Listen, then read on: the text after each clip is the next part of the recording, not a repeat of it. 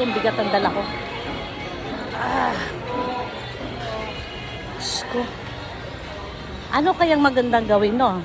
Nakayanan natin na kumain ng isang araw, isang beses na lang.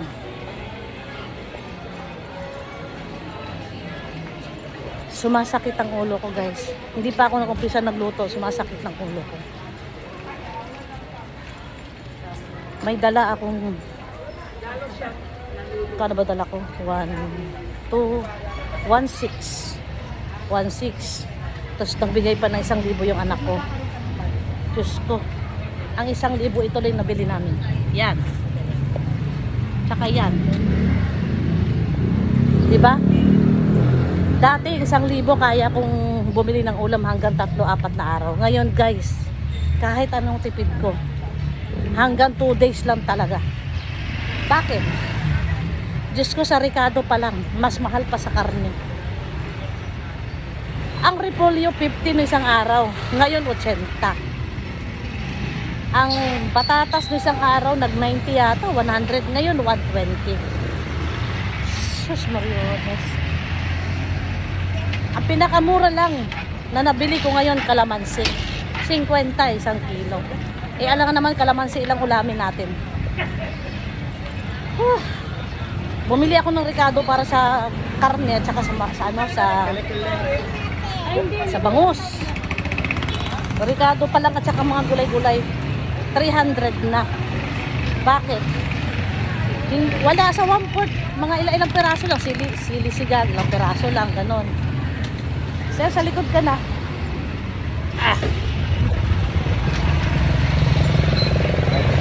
Sa 8 Liberty kuya. Diyan. Sige.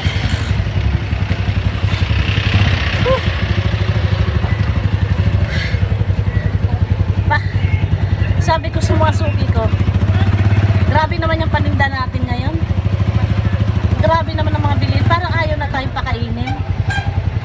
Ewan ko lang sa mga mayayaman talaga na open budget. Kapag namimili, walang pakialam sa presyo. Diba? Basta pagka in-order yung mga bilihin nila, o ito bayad, pagka total. Eh samantalang mga ordinaryong tao, katulad natin, katulad ko, Diyos ko, napahinto pa ako sa likuran ng ng suki ko. Sabi niya, oh bakit? Nag-isip ako kung anong gawin kong luto, anong recipe ang lulutuin ko na hindi ko kailangan ng maraming Ricardo. Natural, adobo, yun lang. Bistik, di ba? Wala masyado Ricardo, yung sibuyas, bawang, yung toyo lang, tsaka kalamansi or suka. Konting patatas kung gusto mo maglagyan. Kaso lang, ano yun? Araw-araw mag-adobo na lang tayo ng steak. Ito naman si isda. Putik na isda. Mahal pa sa baboy. Ang baboy 340. Ang isda 360, 380, 420. Ang pinakamura lang bangus. 190, 200, 210 ang kilo ang bangus. Depende kung saan siya galing. Kung galing Pangasinan, Bulacan, o ba galing ng Batangas. O diba? Eh, ang 1 kilo, 2 kilo ng bangus, kulang naman sa amin. Kailangan 3 kilo, so 3.5. O magkano na yun?